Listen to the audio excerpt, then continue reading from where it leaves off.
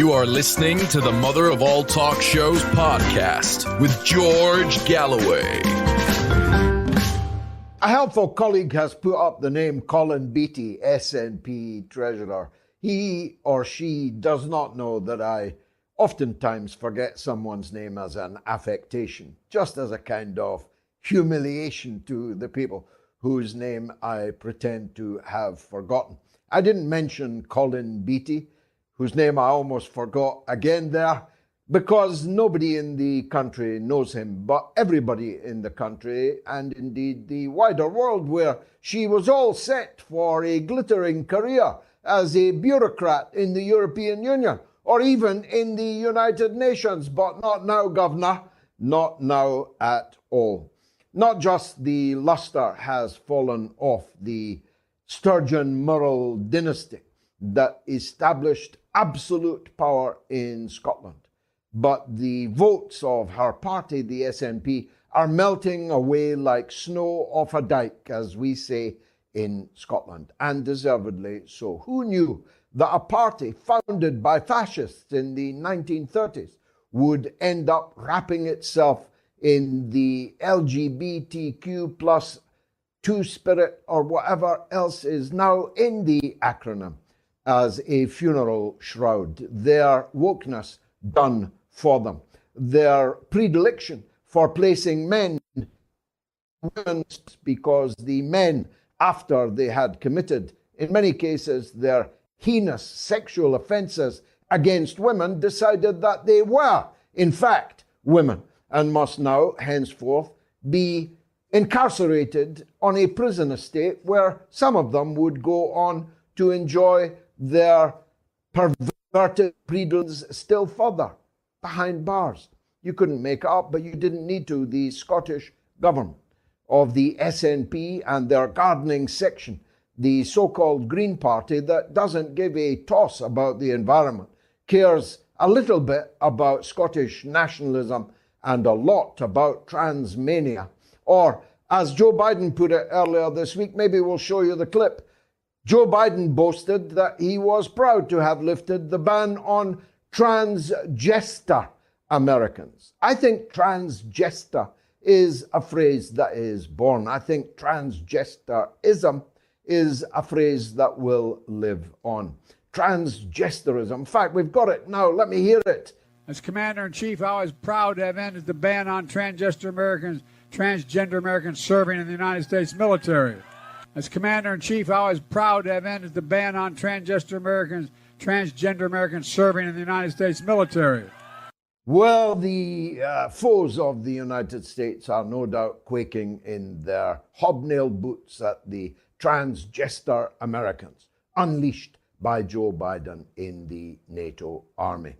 But my point is, the Scottish Nationalist Project has been murdered, not because of its nationalism. There will always be 25 or 30% of Scots who would like their country, my country, to be a separate state, to build a wall, to coin a phrase, along the border, providing jobs for German Shepherd dogs and border guards and the like. But most Scots are far too canny to go along with that. But it wasn't the nationalism which done them in. It was the wokeism. That and the gangster-ish tactics of the Sturgeon leadership towards not just their internal dissenters at this time, but towards her predecessor, Alex Salmond. Now, I disagree with Alex Salmond very profoundly on many things, but he is a friend of mine, a former parliamentary colleague of mine, of many years standing. And the people around Nicola Sturgeon, they know who I mean, and very few others do know who I mean. And I'm not legally allowed to tell you who I mean. But the people around Nicola Sturgeon tried to fix it for Alex Salmond, a very overweight man of the same age as me, to die in prison behind bars on sex charges that were thrown out by a majority female jury in the Scottish High Court. And then the Sturgeon administration began making the necessary steps to abolish juries in sex charges. That's the kind of people they are. So I will myself never forgive them for what they did to Alex Salmond. I am glad that the SNP is now crashing and burning. But whether or not she is guilty of whatever it was she was arrested for today, that will remain a matter for the legal process. Let's hope, for her sake, it's a better legal process than the one faced by Boris Johnson, a man elected in 2019 by 14 million people, including people who had never voted Conservative before, and who racked up an 80-seat majority in the House of Commons. By today's standards, a landslide victory. He was not very long in the door when the people that he clasped to his breast were intriguing to get him out of the door. Not just out of the door of number 10 Downing Street, but out of the door of Parliament itself. Now, one part of me says it couldn't happen to a nicer fellow. I find Boris Johnson amongst the most repugnant of all the human beings it has ever been my, privilege to know. I have known many. I have known many in Parliament. I have known many loathsome people in Parliament. Boris Johnson is right up there in my top 10 of the most loathsome politicians I ever came across. There is no lie that he has not told. There is no commandment that he has not broken. There is nobody that he has not cheated and deceived. There is nobody that he has not stabbed in the back. But none of that, dear viewer, is the point. He was the elected Prime Minister of the country, and he was removed by the blob. And it was a blob that deployed tactics even more, if such a thing were possible, despicable than those of Boris Johnson himself. Rishi Sunak was elected by nobody as the British Prime Minister. Not even a single Tory MP cast their vote for him to be the Prime Minister. He is an illegitimate Prime Minister, and I could use the colloquial word, except he's too ridiculous for that colloquial word. He's not a B. He's a clown, a C. I saw a picture of him yesterday at an American baseball game, striding purposefully, all 4'11" of him, to shake hands with a large American eagle. Not a real one, but a stuffed one. And I thought to myself, is this what Britain has become? Is this the country that used to be known as Great Britain, governed by a usurper? A man not even fit to sit on the knee as a ventriloquist dummy for Joe Biden? Joe Biden, folks, who told us when Rishi Sunak, or Rashid Sunak as he called him, go figure, this guy is the new Prime Minister of Britain. He has allowed our country to drift onto the shoreline of a devastating Third World War. Boris Johnson might well have done the same, but could well at least have claimed that he was the elected Prime Minister. When a usurper takes his country to the brink of ruin, economic ruin, and military destruction, what can one say except this man does not represent me in any shape or form? In fact, does not represent anybody.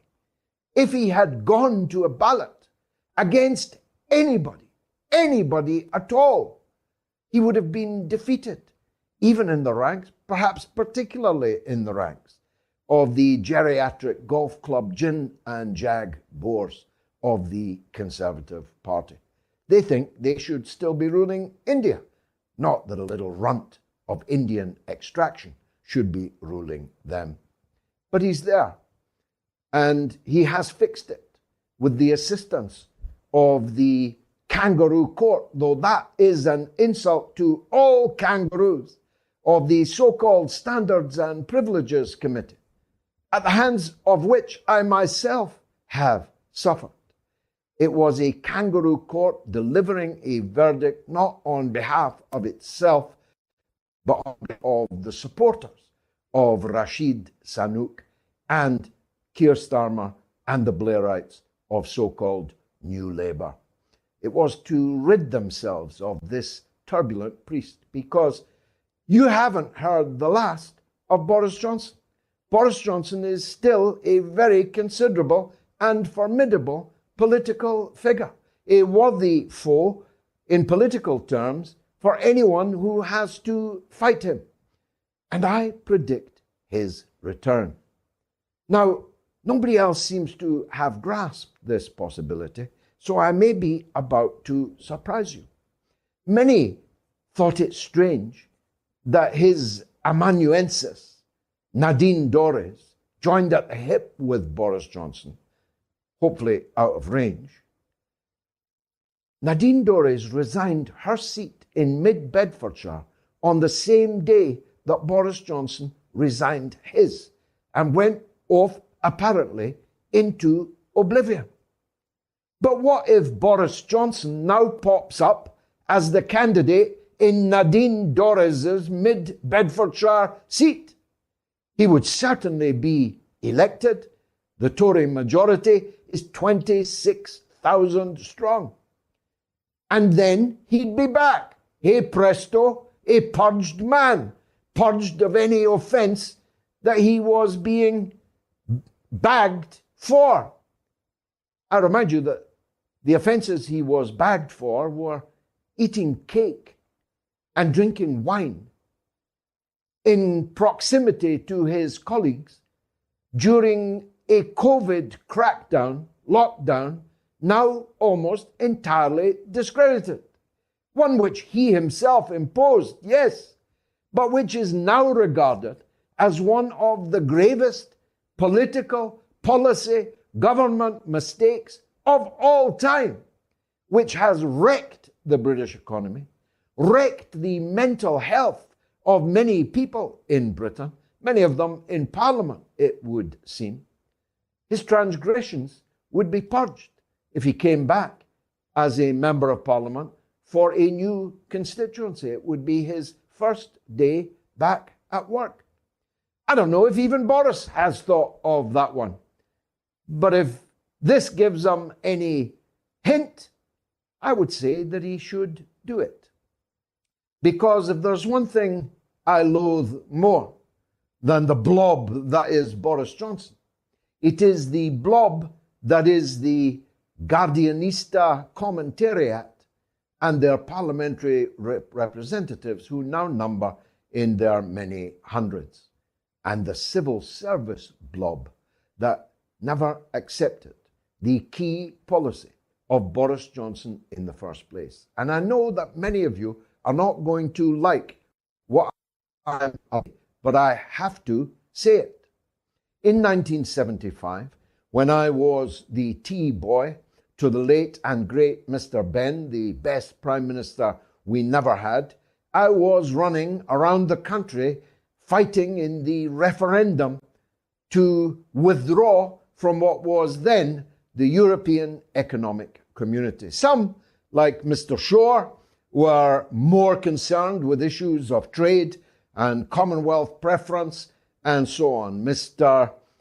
Foote was more concerned with the threat of membership to parliamentary democracy, and both were correct in every particular that they said about that. But for Mr. Benn, and by extension me as his young tea boy, 21 years of age, what mattered was this: if people are taking decisions on your part that you have not elected and cannot remove, you will ineluctably go along a yellow brick road into perdition.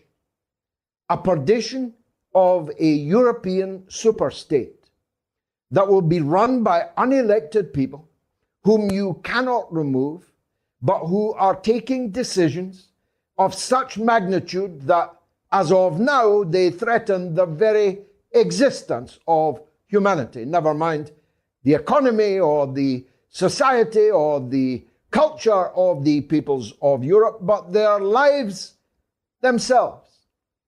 We are now being led by somebody called von der Leyen. Spell it, I dare you. Somebody called Joseph Borrell. Picture him in your mind, I challenge you. Right to the brink of nuclear catastrophe. One which will now be visited on all of the peoples of Europe and us in Britain. Even though we decided to Brexit, we are marching in lockstep with these European bureaucrats that we did not elect and cannot remove. And this evening, 250 NATO aircraft are parked on the runways, their engines burning around the Russian Federation. They are in Germany, and they are in the so-called Baltic republics, the tiny principalities and statelets that represent the advance guard of NATO in the surrounding, the encirclement, the siege of Russia. And I'm here to tell you, not because anyone in Russia told me, I might not even be right, but it is my belief, and I've been right before, that if any of these 250 NATO aircraft enter Ukrainian airspace, if any of their warships enter Ukrainian waters, and if any of their soldiers place foot in the territory of Ukraine, a state of war, which will ineluctably become a nuclear war, will exist between NATO and Russia.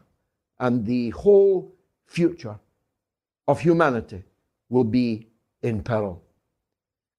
I warned back in 1975 that we'd end up with a Europe like this. Something else that I was right about. Fasten your seatbelts. It's going to be a bumpy night because this is the mother of all talk shows.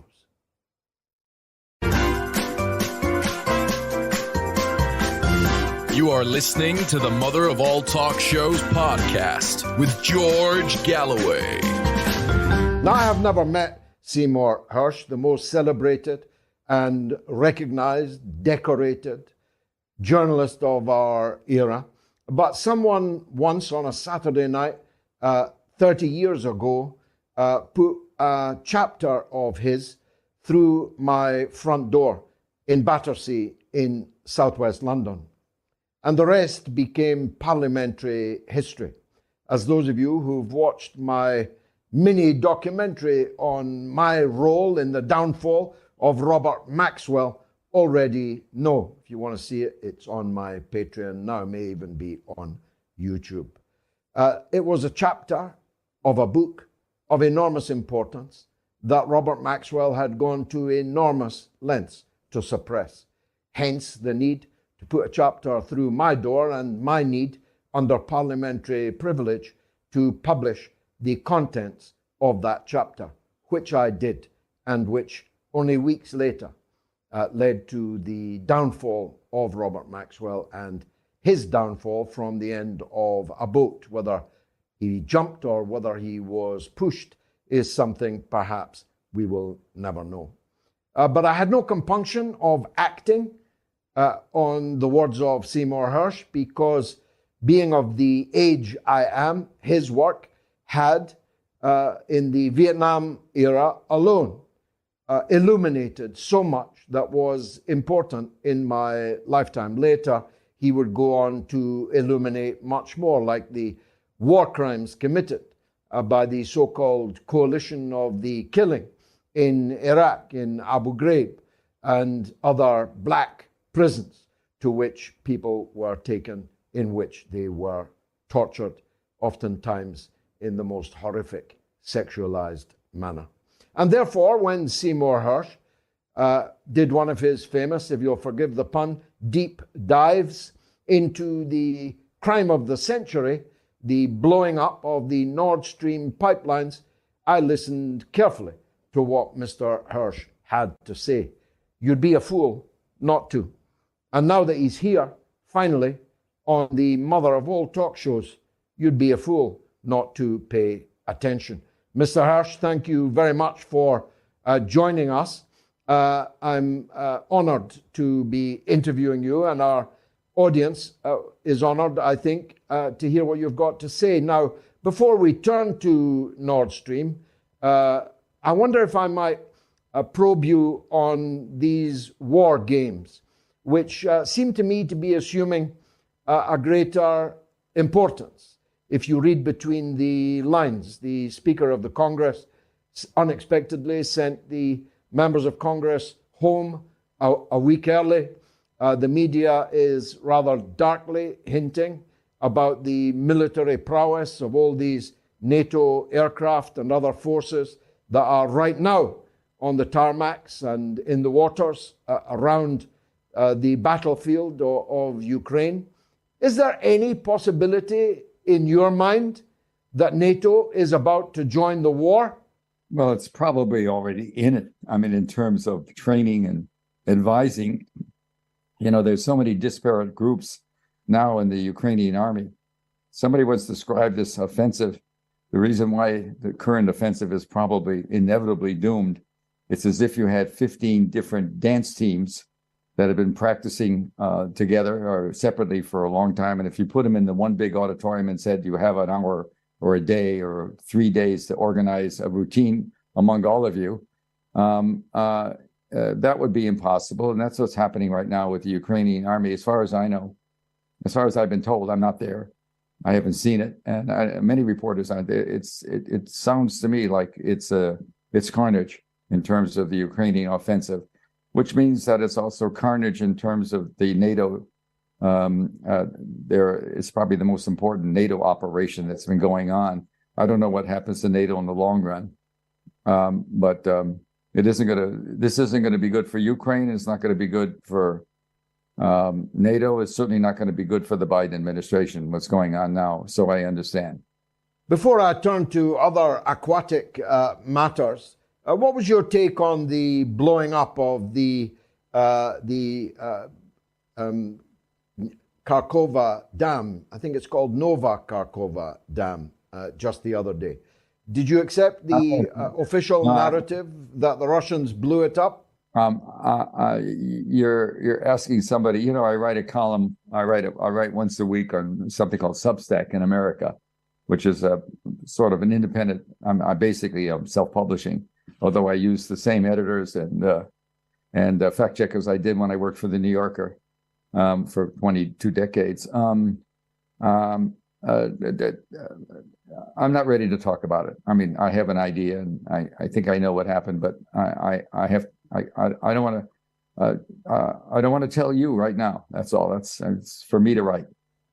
Yeah, let's turn then to what you have already written about, and which is in the public domain, namely the bombing of the Nord Stream. It seems to be settling as the official American mainstream narrative that it was not Russia that did it, which was what they initially wanted us to believe, but that Ukraine did it. And in the last day, that they did it from a base in Poland. Therefore, Ukrainians based in Poland did it. What do you make of that counter-narrative? The other part is that it was Ukrainian military units reporting directly to the equivalent to our chairman of the Joint Chiefs in America, the head of the military operations, that are pretty Fast and Furious right now, and the head of this one-time actor Zelensky didn't know about it. That's the news story, that it was done by a Ukrainian group, and they're what can I say? Well, all I can tell you, it was a Joe Biden extravaganza, and all that happened is that the United States, and to some degree your country too. Look, you're suffering from lack of gas right now, lack of cheap fuel, since the Cold War, since containment, since the end of World War II, and we decided that the Western world decided that we had to contain Russia, et cetera, and China, containment. And they decided that one of the great weapons Russia had in this war of ideas and thoughts and power grabs was their gas and oil. And they were weaponizing gas. This became, I think the Kennedy administration was the first administration to start talking about the darkness of Russia's cheap gas being made available to Europe. And then about in 2011, the first pipeline, Nord Stream 1, was put into action, which gave Germany an amazing boost of cheap methane gas, very clean gas, more than they could use. There was so much gas that was began to drive. Germany's a great industrial country, and even with this, the gas, the first pipeline provided so much gas that the Russians were actually the Germans actually set up companies, and they were afraid in the phrase in the oil and gas business is they were selling it downstream. They were selling it to other small companies that serviced the rest of Western Europe. That much gas, and then lo and behold, in 2021, a second pipeline had been built and was ready to be going into play in the middle of the Ukrainian battle. And the concern we had in Washington, the best understanding I have, and obviously, if one reads the story I wrote, it was on Substack, but it's been published all over that story. It's a long, long story with a lot of detail from sort of inside. And it actually was, we only did it with the help of the Norwegians, who would, Norway's been a great American ally in dirty tricks, if you will. They helped us a lot in Vietnam, early in the Vietnam War, and the Norwegian shipping industry has a great capacity to carry stuff that we don't want to carry ourselves for us. So there's been a long-standing tie. Norway supplied the ships. We supplied the brain power, I guess, and the idea. We also supplied some very highly qualified miners, divers rather, from a base in Florida. And we work closely with the Swedes and the Danes, who somehow still pretend they don't know much about it, but that's their business. Norwegians have not talked about it. And we blew up the pipelines underwater on demand. It was done. The idea was initially, it's very funny if you go back and look at the history of it. Biden, this idea originated in 2021 when it looked clear that the Russians were building up their forces in Belarus and on the border, and Putin was going to go in. He'd had it, as you know. We've been. I don't think anything justifies a war, but there certainly is a case to be made that we've been systematically lying to the Russian government, going back to 1990 when NATO was expanded, when Germany became one, West and East Germany became one country. West Germany was in NATO, and we wanted permission. We made a deal with the Russians that we would not expand not 1 inch further into Eastern Europe, into NATO East. And of course, we lied, and we expanded it enormously over the next 3 decades. And we've also put nuclear capable missiles on the border in 60, 70 miles from the Russian border in Poland. So all these acts, I think, shaped Putin's state of mind. And he's always had a great sensitivity about Ukraine. As he needed Ukraine as a buffer against the West. And that was something that it was all predictable what happened. A lot of people knew if we kept on pushing, he would do something. Well, he did it. And so in December, the White House convened a meeting. I'm not a great friend of our State Department and Tony Blinken, the Secretary of State, and Jake Sullivan, who used to be a lawyer for Hillary when she was fighting all the problems with her pretty much questionable email, and Victoria Nuland, who's an arch conservative who is now Undersecretary of State. All three, I call them wink and blink and a nod if you've ever had children and read those children's stories. They're all part of a very narrow-minded, terribly anti-Russian group. And the question was how to stop Russia. And one of the ideas that emerged in meetings, I described pretty thoroughly in the article I wrote, meetings in the White House and meetings in the State Department. There were meetings about what to do. And one of the options was blow up the pipelines and let Russia know that we had that option. And so about 3 weeks or two, let's see, the pipelines were blown up. The war started on the 23rd of last year, 14 months ago, 15, 16 months now.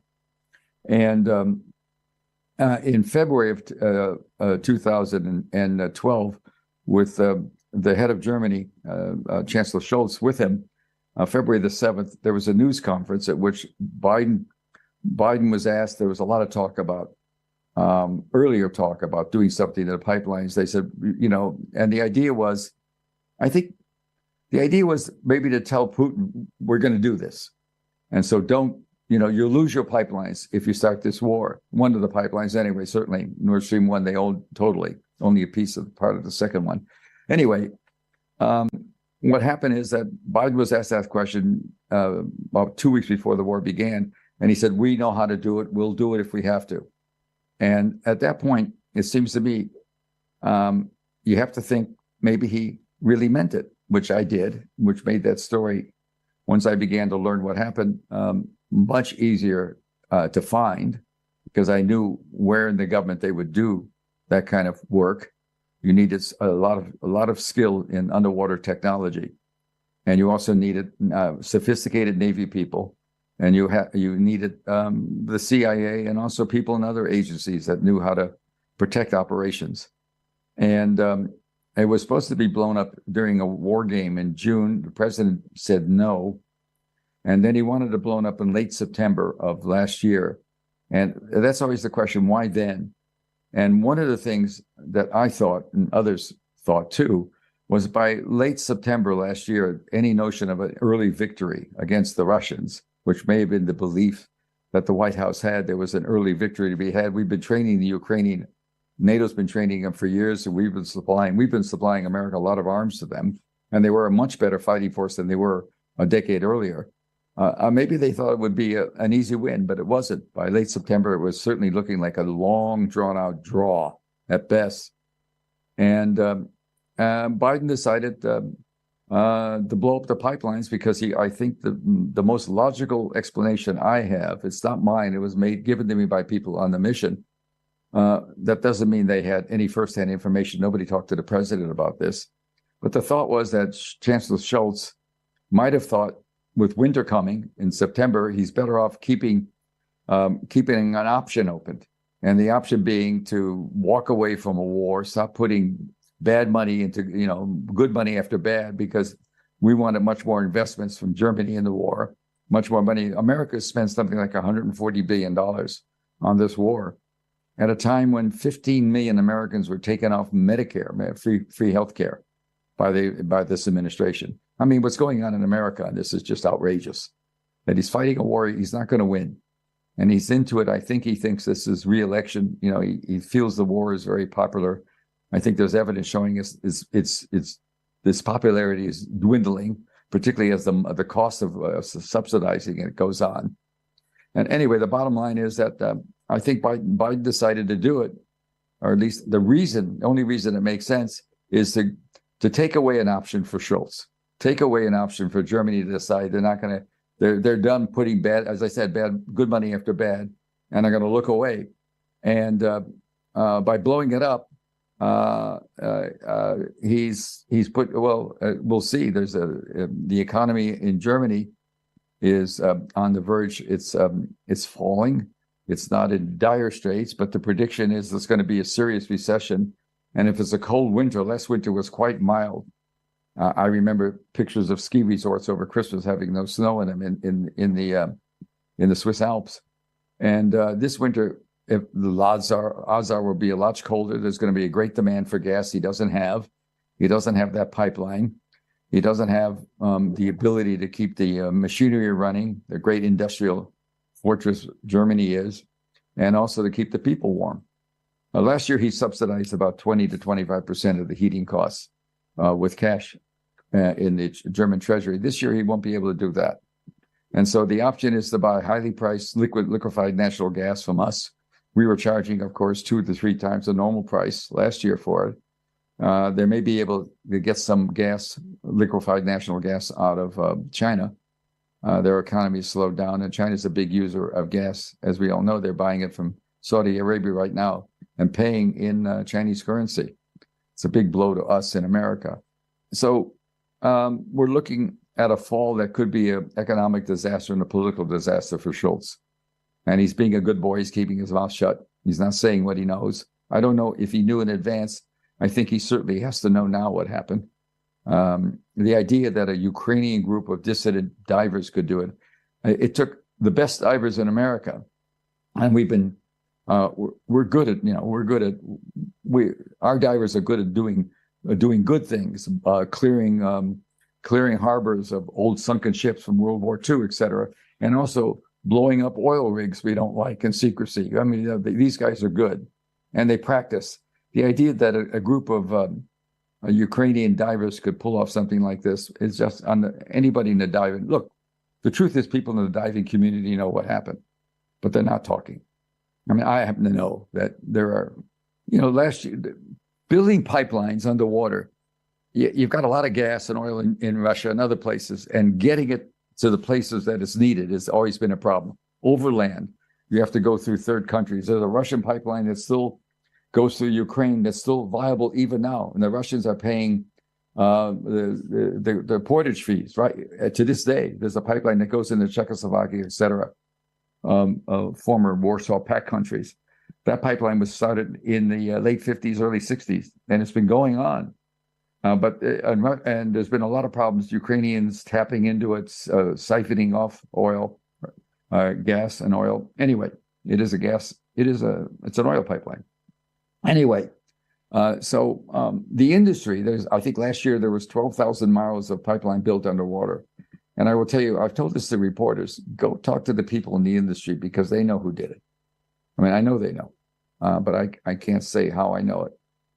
Just like it's not that I don't want to tell you what I know about the dike, but it's just something I'm in the process of writing.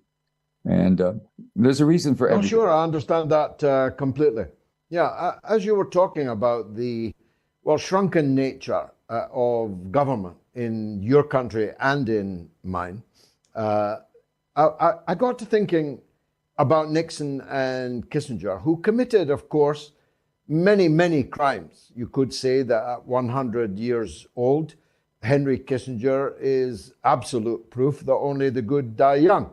But Nixon and Kissinger had a foreign policy of some sophistication, not the least of which was to do everything they could to keep China and Russia as far apart from each other as possible. Our leaders in this generation, the Blinkens, you won't believe it, but our foreign secretary's name is Cleverly, and if ever a man were inaptly named. But people like that in today's generation of policymakers, of statesmen, if you like, seem so much less than the people that we had before for all their sins and even crimes. Have you got a view on that? How did that happen, if you agree that it did? Well, you're absolutely right. Right now, the paucity of intellect among the foreign ministers is just frightening and embarrassing.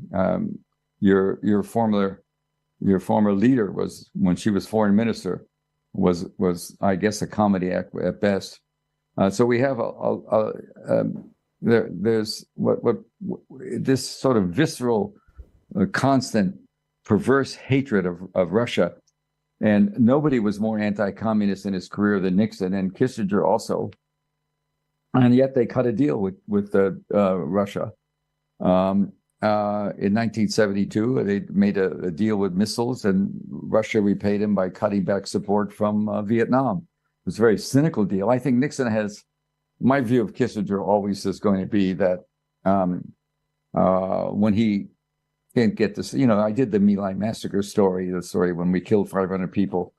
And by the way, when you say, are you worried about the criticism about my pipeline story? That story was when I wrote 500 people were killed in Vietnam and by American troops and raped and mutilated. That story was, oh my God, it took a year and a half. It was completely covered up. Ditto, I wrote a story about the CIA spying on American citizens, what we're not supposed to do. Unlike your services, you have your 5 that can do what it wants. But in America, our foreign intelligence cannot operate domestically. It took, I think, 4 months before that story got acknowledged. So this is all part of the game when you write stuff that's out of the league. But Kissinger always struck me. I've spent a lot of time looking at containment. I'm old now, and there was COVID. I had some project I was doing that it was hard to do. You couldn't travel. And I think the mistakes of containment after World War II were the gravest, really. I keep on thinking about how America got into the war in Southeast Asia, Vietnam, was a fear that if South Vietnam fell to the communists, we'd be fighting North Vietnam and the Chinese. It would be, that we intertwined all of that stuff. And I will tell you that we're coming up now in 2 years, this time of year, it's going to be the 50th anniversary of beginning the war, or when the war ended, that horrible scene in 1975 of Vietnamese clinging to the helicopters, the landing gear, the landing pods of them trying to get off from the American embassy as we were driven off by the communists. And so what happened then, when you think about containment, what happened then is we lost Vietnam in late April, early May, fell to the communists from North Vietnam. And not necessarily National Liberation Front, many of them were not communists. But anyway, they joined with the North. And then 2 weeks later, in Cambodia, the Khmer Rouge overthrew that government. We lost Cambodia 2 weeks after Vietnam. And then the other tripod that made up Southeast Asia for us, Laos, fell to the Khmer Rouge a couple of weeks later. So within a month, and maybe a week and 10 days, we lost all of Southeast Asia to communist units. And the whole basis for going in was to fight the spread of communism and containment, the American policy of containment, with the Brits too. And so what happened? Somebody very wise asked that rhetorical question to me, and I sat there and listened. And he said, nothing happened. In fact, we're the largest trading partners right now in America with the Vietnamese, and we do business with the other countries. And so the whole post-war notion that we had to stop Russia and communism, and I'm sure Stalin was as crazy as you want to make anybody and paranoid as most of our leaders are. But still, you just start thinking that maybe we did so many things wrong. In any case, I view Kissinger, I can't help it. I view him as somebody when he can't go to sleep. The old cliche in America is you count little baby lambs. He's got to count little Vietnamese and Cambodian infants who were burned and maimed and killed before he can get to sleep. So I don't have any sympathy for him. I actually think Nixon was more astute in terms of foreign policy than Kissinger. He was more flexible, more willing to make a deal with the rotten communists in China and Russia to stop the war, which is what he did. He cut a deal with both. It's actually very shrewd stuff. Why do you think, Mr. Hersh, and we both lived through it, why do you think there was so much more footage and reportage of the war in Vietnam with technology not a scintilla as powerful and ubiquitous as that which we have now? compared to the footage and coverage of the war in Ukraine. I don't myself watch a lot of mainstream television, but I'm sure I'd pick up if I was seeing the kind of battlefield footage and carnage and so on from Ukraine as I did as a young man of Vietnam. That has to be deliberate, no? I don't know. I mean, that's a cosmic question for which I just don't have an answer. I will tell you there is available stuff. Some of the best stuff, alas, comes from Russian sources who cover the war much more enthusiastically than the West does. We have a lot of reporters in the American newspapers have reporters, but they're tied basically to the Zelensky regime. They work out of Kiev. They are taken to the front, but they're taken under controlled circumstances. There's no coverage of the other side because we don't go there. We don't go to the Russian side. I have seen footage of what's going on now. I guess mostly from Russian, but there's also some independence footage, and it's pretty ghastly what's going on now. It's a bloodbath for the Ukrainians, only because, as I said, you can't put 30 or 40, 50 brigades, all with different leadership, different manpower, different weaponry, and no joint training. You can't put them into a war together. It's just, it won't work. They don't support each other. They can't work together, and they can't work efficiently together. They can try. And so we're seeing units just being separated, isolated. I've seen some horrible stuff of some of the tanks behaving, the Ukrainian tanks behaving stupidly, really, if you will, following one into a slog, one in a row into slogs where they're all going to get destroyed. There's a lot of footage like that available, but it comes from sources that aren't trusted here in the West. And so this morning's newspaper, I haven't looked at the New York Times yet, but this morning's newspaper, the Washington Post, which is as good as a paper as we get these days, although what happened to the Western press, I worked at the New York Times for 7 years I was at the New Yorker and I was hired away. And believe me, the New Yorker is a much more pleasant place to work than the New York Times, but I thought I could do more at the Times that publishes every day. And I went to work there for 7-8 years. And in Vietnam, I started doing the Vietnam War. I ended up involved with the Nixon stuff and the Nixon stuff and Watergate. And then and doing a lot of stuff about intelligence corruption and stuff like that. But when I went to the Times, it was a straight paper. I joined the New York Times because I was against the war, and they knew I was against the war. I thought it was awful, and I was writing a lot about it. I already done the My Lai stuff, and I had people inside who thought it was awful who were talking to me. And the Times would take my stories, and they would have the usual thing from Washington, talking about how things are going well, and have a piece for me right next to it saying no. But we're not getting the no right now. We're not getting and I will tell you, there's a big no going on right now. What's going on now is today's paper dealt with something about Putin being in trouble domestically.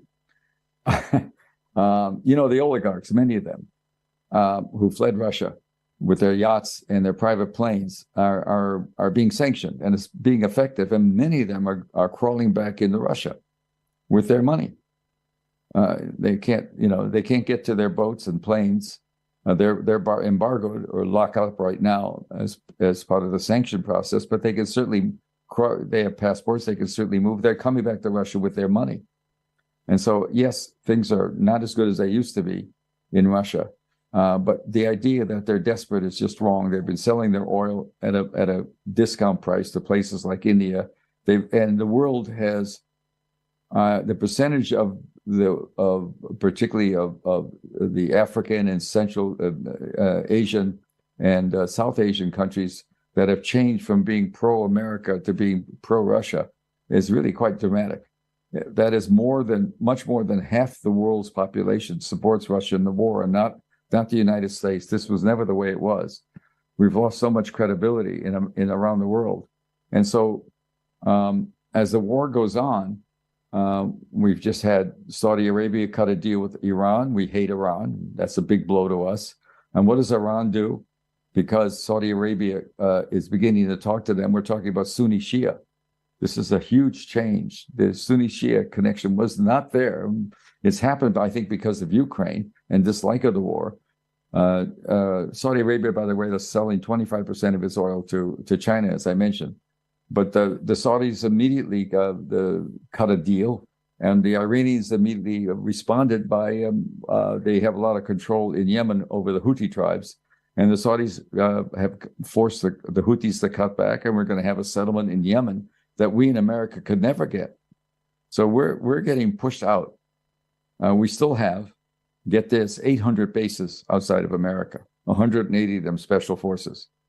And that's just an astonishing number. When you think how few your country has, how few Russia does, how few China does. We're talking about in China and Russia, single digits, just very few things outside. 800 bases, 250,000 people, military people in South Korea. And so we're lost in some sort of inability. Well, of course, we have a very conservative politics, but he's even losing. Excuse me. He's even losing support for the war. The economic cost is getting to people. The polls show that more people are worried about the economic costs. Like 62% are now worried about the war. And I think Biden's stuck into a mold where he thinks the war is the ticket to be reelected. And it seems to me we're in for some real political problems here in America. Lastly, Mr. Hersh, and I'm grateful for your time. We both cried, I'm sure, when Robert Kennedy was cruelly murdered in California on his way to the presidency. Oh, we were talking about Jack Kennedy. Robert, of course, both were cruelly murdered, Bobby but Kennedy. I'm sure we both cried at the murder of Bobby Kennedy. What do you think of his son's run for the presidency? Seems to be exciting rather a lot of people. Well, I've talked to him a lot because he was initially would call me just because I'm a journalist about anti-vaccine stuff. I've always thought he was loony. I don't think it's going to go anywhere. I initially thought you were talking about Jack Kennedy, which is still, there's a lot more to know about that too. I don't mean necessarily about the assassination, but about the politics of those days. No, I don't. I'm not a fan of Robert Kennedy. He started off anti-vaccine. He's getting popularity, and people are talking about him, but I'm not a fan. I'm just not a fan. I mean, I don't. Okay. I haven't talked to him. Cool. But he used to just go on and on about vaccinations, and that scared the hell out of me. I have a wife that's a doc and my daughter that's a doc, and I do think vaccinations are important, and he didn't. Yeah, it's up for grabs, but the leader of the opposition looks like he's on his way to prison. It used to be a hallmark of a banana republic that the people in power put their principal opposition figures in jail. Is that what's happening now with the Mar-a-Lago charges? I haven't talked to anybody. I probably could because I know some of the people, but I have this weird feeling about Trump that he's not going to be that easily knocked off. I know he did pay off some woman to stop talking about their sexual relationship, but and I know he just settled a case against some woman. He lost a $5 million case, some woman that he molested, and I look. Anybody who did what he did to the Constitution is not. I'm never going to support, but I'm not sure. The truth is that, in my experience as a journalist, people take a lot of documents home. Period. I mean, I'm not sure. I think the case I'm not justifying anything he did. I've just read the papers on it. I don't know anything more. It could be some of the documents were seriously important. And he's an impulsive, childlike character. And you cannot forgive a man for trying to overthrow the government, as he definitely was. So he doesn't deserve to be anywhere. But I think the case that's going to be the most important one is the one in Georgia, where he called up the head of the campaign and said, give me 12,000, or he wanted one vote more to win the race. And he did it on a tape recording, and he also made those calls elsewhere. That seems to me, but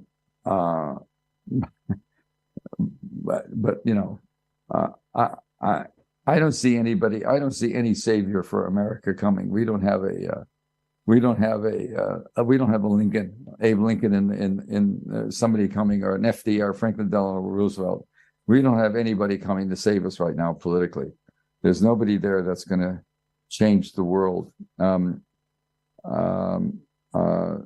Jack Kennedy was a lot more flawed than we know, but I just don't see it. I actually did have high hopes for Obama, but everything he said he was going to do, he was going to close the horrible prison we have at Guantanamo, that torture chamber that cost us more respect around the world than anything else we've done. A prison in which people go to and never come out. No habeas corpus, no under the Constitution, anybody who's in a jail has certain rights. All that was washed away. He said he was going to do something interesting and novel about Central America. I mean, about the Middle East. Gave a speech, a very famous speech in Cairo at the university there. Didn't do that. He didn't stop the war in Afghanistan. Actually, Biden did, to his credit. And then he had that terrible disaster where the bomb went off. But he did stop the war. He didn't do it the right way. He pulled out too many troops first, et cetera, et cetera. But at least he said, no, that's the only thing I really respect him for as president. He got some legislation through. But the real problem you have is there's nobody there. There's nobody coming up, nobody that we can all parties can revolve around. So we're going to have this incredible east-west, if you will, north-south, Democrat, Republican. It's a total. There's no middle ground anywhere between what we call the left and the right. Neither one are quite right words. So America's in for a very tough time. The next election, whoever is running, I don't think it'll be Biden. I don't think he'll be there, but I don't know who's coming up that's going to be able to win over some of the Republican zealots. And so this is certainly a very, very bad time. Look, you guys are going through a very bad time too. You've had some awful leadership. I was just about to say, Oscar Wilde said we were two peoples divided by a common language, but we are increasingly united by the paucity of our national leadership. And the two of them in double harness is a very significant reason why the world is as it is today. I always looked at the parliamentary process as being a savior for us. I'm talking about decades ago. I thought we got to get rid of this this two-party system. But you've demonstrated to me forget it. That's not, it's not going to work. So we have to find some other way of running countries. If we could get rid of leadership, that might be great. Just get people who aren't leaders. Or people who know how to... Or even get a leader. Thank you. Very nice to talk to you. That was the one and only Seymour Hersh.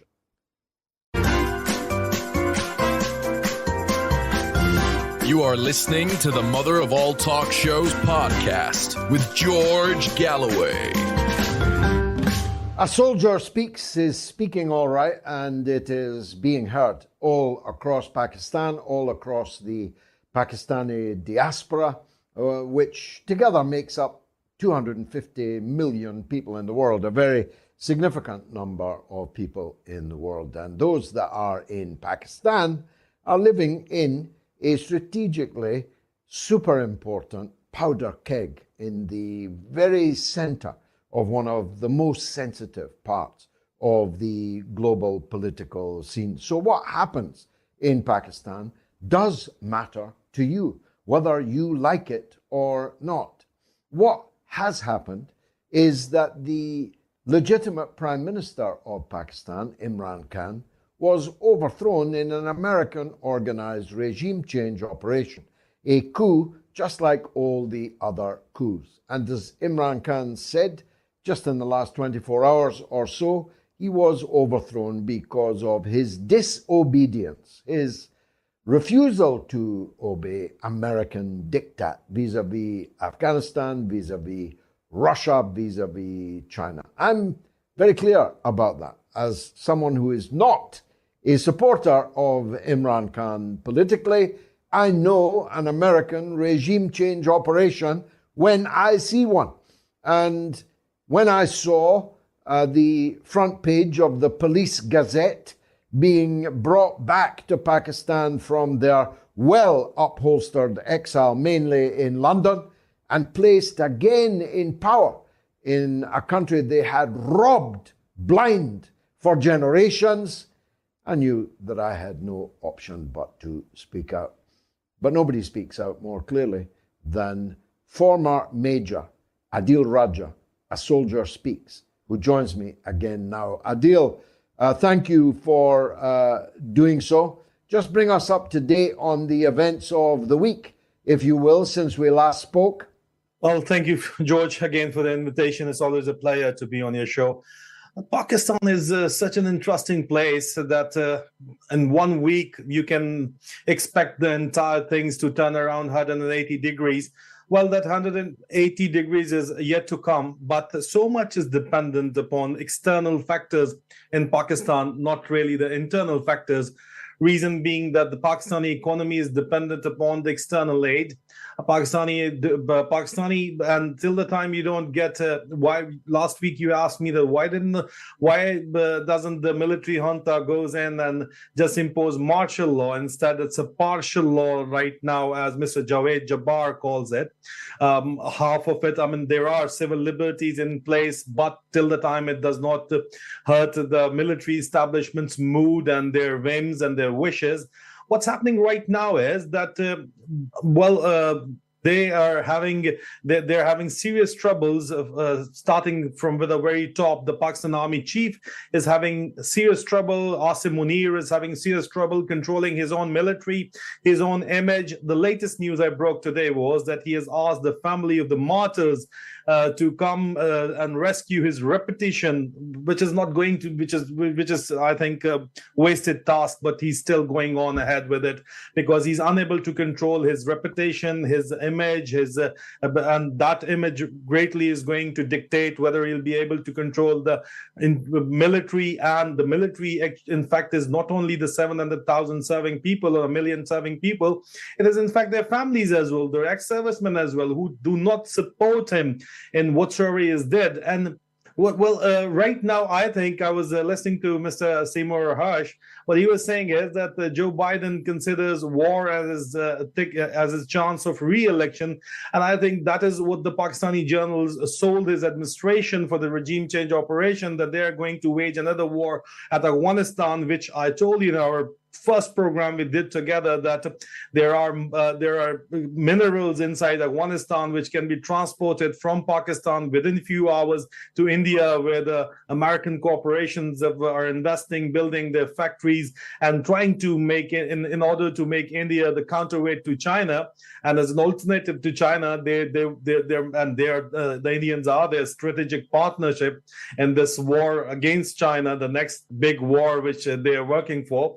So the Pakistani journal sold them that war. Maybe that's why they came ahead and supported the regime change operation. But they carried out gross miscalculation, not only the Pakistani generals, but I think the U.S. backers, their U.S. backers in the U.S. deep state as well, grossly miscalculated not only the popularity of Imran Khan, but more so the reaction by the Pakistani public. They did not expect this kind of a strong reaction, which is going on for 13 months now, and it's not stopping. Now, they've been able to control the domestic Pakistani media and even the social media by, putting people in jail, putting people or blackmailing people abducting people, abducting activists and journalists. Mothers like my mother was abducted. We talked about it last week. They have abducted the biggest journalist, Imran Riaz Khan. He's nowhere to be seen, and he's in ISI custody. That's for sure. I've confirmed it through my various sources, and they're so shameful right now that they come out openly in the social media. They're trolls who are in fact the serving officer. They say, "Yeah, we've got him. So what can you do about it?" So they're silenced. They've silenced the dissent, but they were always worried about the reaction by the overseas Pakistanis, and overseas Pakistanis are now at the forefront of the resistance, and they are carrying out these mass protests. Not mass maybe, but they're carrying out protests in the global capitals in Washington, New York, and London today, even in front of the Westminster. There was a huge protest. I covered that on my social media channels, although you know that the Facebook and YouTube took a business decision to ban my channels, but I am fighting them legally. But overseas Pakistanis are fighting back, and they're fighting back hard. And now so much is depending what's happening domestically in Pakistan on the overseas and on the external factors, because everybody is asking for political stability, and that is the thing which will lead to economic stability. IMF is not giving them the funds. If the Americans were supporting them, they can see now the disadvantage of supporting the military junta and the Pakistani generals. They have not fulfilled upon their promises. They must have promised them that they would be able to control the situation domestically. They'll bring political stability, and that will definitely lead to the economic stability. And for that, they need outside money. They've just presented a 50 billion rupees budget a couple of days ago, and they simply want that they want to more than half of that money has to come from foreign aid. So from where are they going to get that aid? IMF is saying no. The only other option is Saudi Arabia, United Arab Emirates, and China. Well, the Chinese have told them, the Saudis and the Emiratis have told them that, listen, enough is enough. Now you need to stop fiddling with the system, bring political stability. And there is no other way but to carry out general elections to bring political stability. And another very important thing is that all their efforts to break Imran Khan's party and to make a new king's party by Jahangir Khan Tareen have failed. The famous People's Party have right now the government, is 13 different parties. They're all fighting amongst each other, including the two biggest parties, the party of Mr. Nawaz Sharif, PMLN, and Mr. Zardari's party, Pakistan People Party. They've got their own infighting going on, a serious infighting going on. So they've failed to counter the phenomena called Imran Khan. And even right now, even those who oppose Imran Khan and who are in the government circles right now, in the establishment right now, they say that if an election is held, and that has to be held to bring political stability, and without political stability, no foreign aid is coming in, Imran Khan will again get 2/3 majority. Now that is big news right now, and I think that's about to bring a tectonic shift in the policy in Washington DC as well. It's unlikely that Imran will be a candidate, because it seems obviously their intention to have him in prison by the time of the elections. I see that one of the charges against him is that he committed some crime or other on the remarkable date of the 30th of February. There has never, in the whole history of calendars, ever been a 30th of February. But Imran Khan's accused of committing a crime on that date. But laughable though that is, they clearly intend to have him behind bars. Is that the limit of their ambition, or are you still worried, as I am, that he might meet some accident in the corridors of the jail, the corridors of the court, the corridors of power? Well, George, all their efforts, all their barbaric efforts, all their fascism have failed to bring about the desired results. The establishment, there is a serious infighting within the military establishment. The army chief is not in control of his own army, his own establishment. The proof is, I am the proof. I'm being provided their inside stories, the inside news, inside intelligence. Everything is being provided to me from people within senior people within Asim Munir's establishment. Let me tell you that. How come the 99% of the news which I shared beforehand becomes reality? I've already shared 100 of news already that, all right, I told you this on this date, and exactly this is what happened. So think that it's, I agree, Pakistan is a very leaky place, but they always prided themselves to be the number one agency, the ISI, but the senior-most circles within the ISI are leaking news to me, and I'm sharing it with public. The senior-most circle within the military establishment are leaking news to me. Why?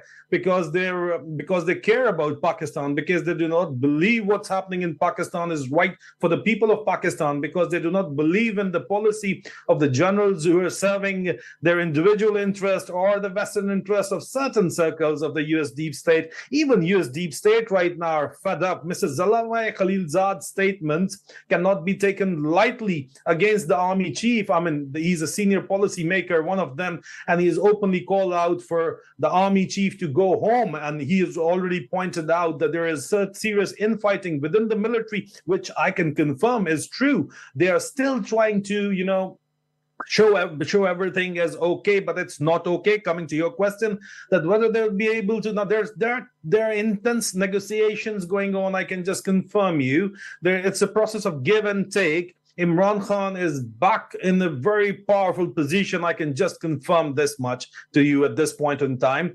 And he's not going to take anyone's dictation. Rather, he's going to dictate terms. But it'll be, a method. It'll be something on the principle of give and take. At the end of the day, that is what politics is all about. But we're just hoping that the Pakistani national interest is not compromised, and I don't believe Imran Khan is going to make a compromise on that. There is one circle which now believes that Americans have now realized that what a grave mistake they have made by supporting the military junta and believing in their words that they'll be able to control it. Now, I've always told you, George, that it's unprecedented what's happening in Pakistan. In 75 years of Pakistan's existence, never ever the people of Pakistan have resisted like this to the military establishment the way they're resisting now. So it is unprecedented, and unprecedented times call for unprecedented measures. So I can just confirm you that there are intense negotiations going on, and within maybe in our next Sunday show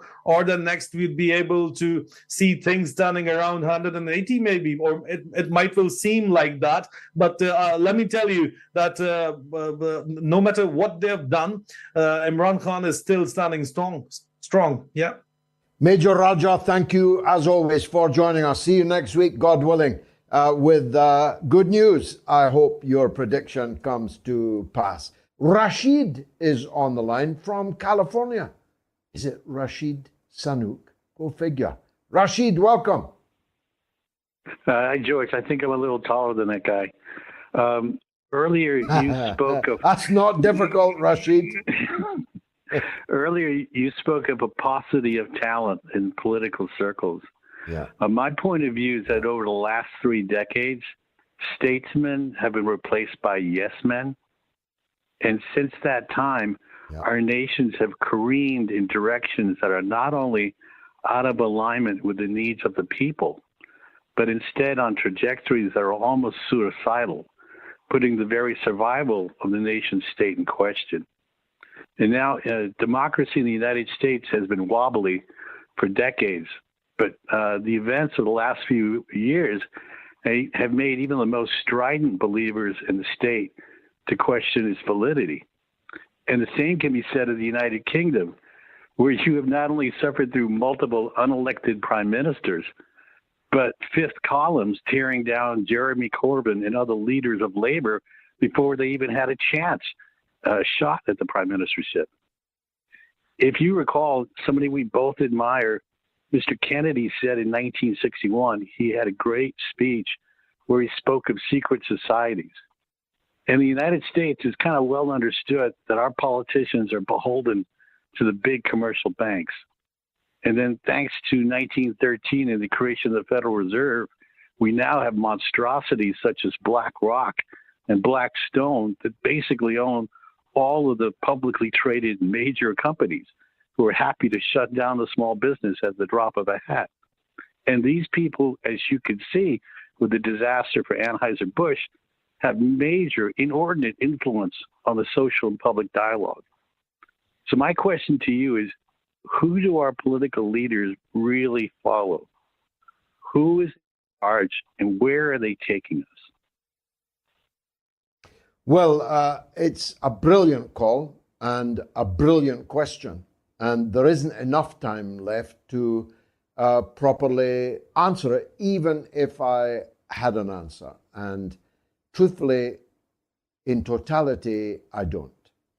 I agree with you entirely about the shrinking and shrinking and shrinking of our political class. I put that down to the death of ideology, the death of big ideas, the destruction of the possibility that another world was possible, an acceptance of the prevailing orthodoxy, which became a dictatorship of the prevailing orthodoxy, a dictatorship that said that neoliberal economics at home and imperialist politics abroad were the only option available, that you could paint yourself pink or rainbow colored and run that society, or you could paint yourself blue and run that very same society. Tweedledee, Tweedledum, two cheeks of the same ass, but no difference between them, and the same stuff coming out, if you'll allow me to pass on the rest of that metaphor. It was all effluent for the mass of the people in your country and in mine. And therefore, why would you not have a shrinking of the political class? In your country, I think your republic was murdered on Elm Street in Dallas in 1963. I don't think you have ever recovered from that. And I don't know that you ever will. In our case, we had people of the caliber of Mr. Benn, of whom I've spoken, who never made it to be Prime Minister, and even quite a long way down from Mr. Benn, but Jeremy Corbyn, who would have been a very different kind of Prime Minister to those that we have had. But he was brought down by that fifth column to which you refer. I see now in the papers the very people who did everything they could to destroy Jeremy Corbyn and thereby put Boris Johnson into power, bewailing all the venalities and faults of the man, Boris Johnson, that they put into power because they could not stomach the idea of a socialist in number 10 Downing Street, of someone who would not, at least I hope not, have danced to the tune of Joe Biden's drum. And these are all if-onlys. These are all would-have, could-have, should-have. And we'll continue to pick over them. But, you know, in the end, that's of academic interest, because we're here now. We are where we are. We can't invent a new country to belong to. We cannot invent new compatriots to follow us. We have no choice but to be in our own country now and to persuade, convert, and seek to lead our own compatriots now. That means we need to find a language in which to talk to them, an iconography which can rally them, and a political vocabulary, a political program, simple one, around which the maximum number of people can join, and thereby eschew unnecessary adornments, initials, acronyms, new stripes on that flag that can only divide us, can only divert us, can only be a digression which can only suit those that are already rich and powerful. When I saw on the Pride Parade in, I think, San Francisco, McDonnell Douglas, the arms masters of war, with their company banner done up in whatever is the latest incarnation of that banner, I got to thinking how successful it's been for our rulers to divide us all into all these different segments based on race, culture wars, sexual orientation, gender, and all the other identity politics things that are cast like bread in front of the ducks on the water to set them all ducking and diving and squabbling with each other. That is, I believe, Californication. It came from your country, but it has spread across the whole world, and we must find a way to rise above it. I've gone way beyond my time. I've thoroughly enjoyed this show, the mother of all talk shows. I hope that you did too. And if you did, please come back on Wednesday, where, God willing, at the slightly later hour of 9 p.m. UK time, I will be bringing you the midweek mother of all talk shows. Mind how you go. Good night and good luck. Bring me another viewer next week, please.